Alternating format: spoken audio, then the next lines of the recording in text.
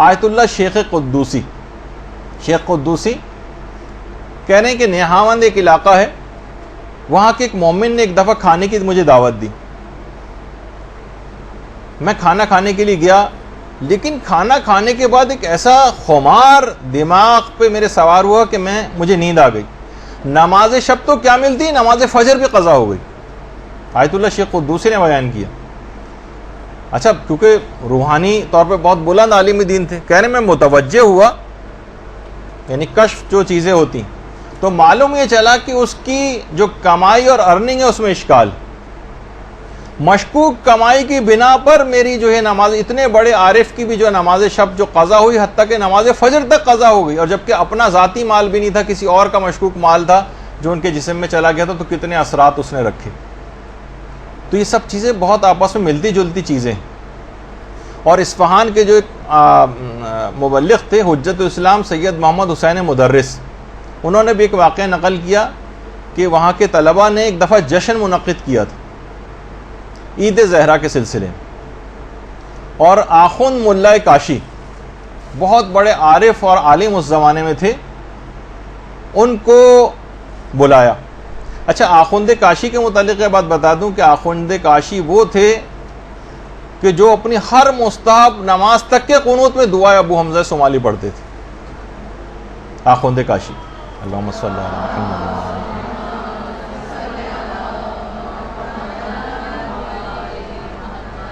اور آخوند کاشی کہتے تھے کہ میں مدرسے کے باہر لگے ہوئے درختوں کی تسبیح کی آوازیں اپنے کانوں سے سنتا ہوں. اور ان کے جو شاگرد تھے وہ کہتے تھے، جن کا ایک واقعہ میں ایک دفعہ پہلے بھی پیش کر چکا ہوں، کہ جب ہم گئے تو ہم نے دیکھا کہ آخوند کاشی جہاں پر نماز پڑھ رہے ہیں تو اطراف کی جتنی دیواریں وہاں سے بھی تسبیح و تحلیل کی آوازیں بلند ہو رہی ہیں. اتنا بڑا عارف یہ دعوت جشن میں آئے، 9 ربیع الاول کا تھا، کافی رات تک جشن میں رہے اور دیر سے گھر پہنچے. رات کو سوئے تو فجر میں آنکھ کھلی، نماز شب کا وقت نکل چکا تھا، نماز شب قضا ہو گئی. اس کے بعد 17 ربیع الاول کا پھر دوبارہ ایک جشن منعقد کیا گیا مدرسے میں، اور آخوند کاشی کو پھر بلایا.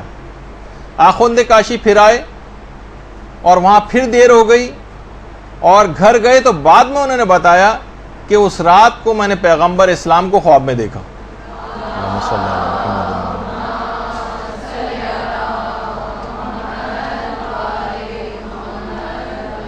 اس سے پہلے عید زہرا والے پروگرام میں گئے تھے جب نماز قضا ہوئی تھی. اب تو نماز قضا نہیں ہوئی، سو ہی رہے تھے کہ پیغمبر خواب میں آ گئے اور کہا کہ اس سے پہلے میں نے اپنی بیٹی فاطمہ کی خوشنودی قلب کے لیے تمہاری اس رات نماز شب نہ پڑھنے کے عمل کو معاف کر دیا تھا.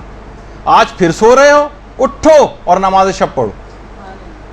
پیغمبر اسلام نے آخوند کاشی کو سرزنش کیا کر کہا کیونکہ عید زہرا کا پروگرام اس رات تو میں نے اپنی بیٹی کی خوشنودی قلب کی وجہ سے تمہیں چھوڑ دیا تھا، لیکن پھر دوبارہ وہی غلطی کرنے جا رہے ہو.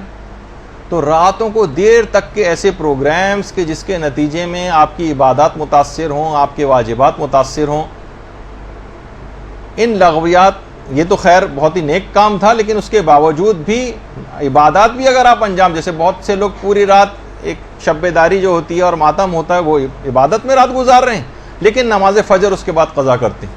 تو مستحب نمازیں بھی اس کا پیش خیمہ نہیں ہونی چاہیے کہ آپ کے واجبات قضا ہو جائیں، اور جن کا مقام اور بلند ہوتا ہے ان کے لیے ان کی نماز شب بھی قضا نہیں ہونی چاہیے. تو پیغمبر نے آ کر سرزنش کی.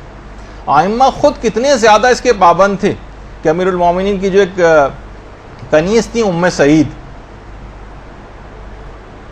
وہ یہ بات بیان فرماتی ہیں کہ تمام شب امیر المومنین عبادت میں مصروف رہتے تھے، اور رمضان اور غیر رمضان سب امیر المومنین کے لیے برابر تھے، سب برابر.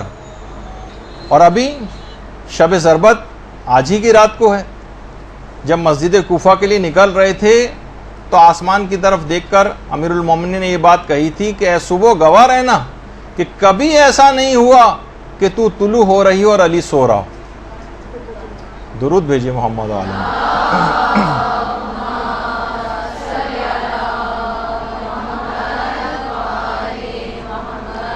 دیکھیے پھر یہ بات بیان ہو رہی ہے کہ ہر چیز کا ایک پیغام ہے، ایک فلسفہ ہے. یہ اعمال شب قدر جتنے بھی آپ انجام دیں گی، چاہے 2 رکعت نماز ہو، چاہے غسل ہو، چاہے اب زیارات ہوں، چاہے دعائیں ہوں، ان سب کا ایک فلسفہ ہے کہ ان عام زندگی کے دنوں کے اوپر اس رات کو آپ کو پیغامات کو پھیلانا ہے، پورے سال پر محیط کرنا ہے.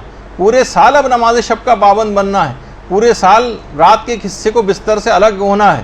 اور یہی وجہ ہے کہ جو سجدے ہیں، یہ جو نمازیں ہیں، یہ اس حد تک سوچی کہ جو ہستیاں ان کی اہمیت سے واقف تھیں. جیسے کہ حضرت مریم کے متعلق ملتا ہے کہ جب اسرائیل ملک الموت آئے تھے ان کے پاس اور آخری خواہش ان سے دریافت کی تھی، تو انہوں نے کہا تھا کہ اتنی مہلت مجھے دے دو کہ میں سجدے میں چلی جاؤں اور اس کے بعد پھر میری روح کو نکال لینا. اور ہمارے علماء میں سے شیخ جواد انصاری ہمدانی، جن کا اکثر تذکرہ آتا ہے، یہ خود فرماتے ہیں کہ ہمدان میں ایک مومن نے، اچھا خود ہمدانی تھے، اور جب بھی کبھی علماء اس طرح کی کوئی بات کرتے ہیں تو اپنا ذکر نہیں کرتے. ایک مومن کے ساتھ ایسا ہوا جبکہ خود مراد ہوتے ہیں.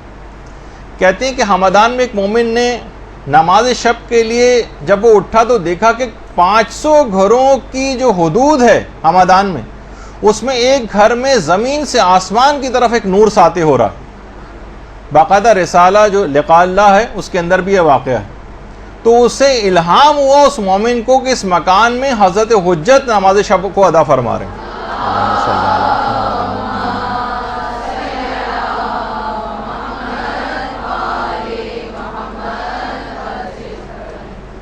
دیکھیے امام کی نماز شب کا گفتگو آپ نے سنی، آپ نے درود پڑھا امام پر، اس سے سبق کیا حاصل کیا؟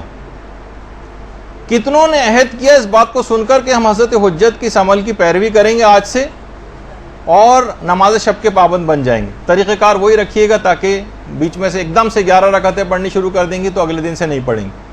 1 مہینے تک 1 رکعت، اس کے بعد پھر 3 مہینے تک 3 رکعت، اور اس کے بعد پھر آپ بڑھاتی چلی جائیں گی تو کوئی طبیعت کے اوپر بار محسوس نہیں ہوگا.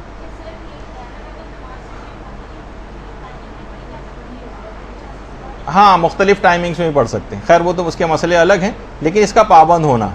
برحمتك يا أرحم الراحمين وصلى الله على محمد وآله الطاهرين.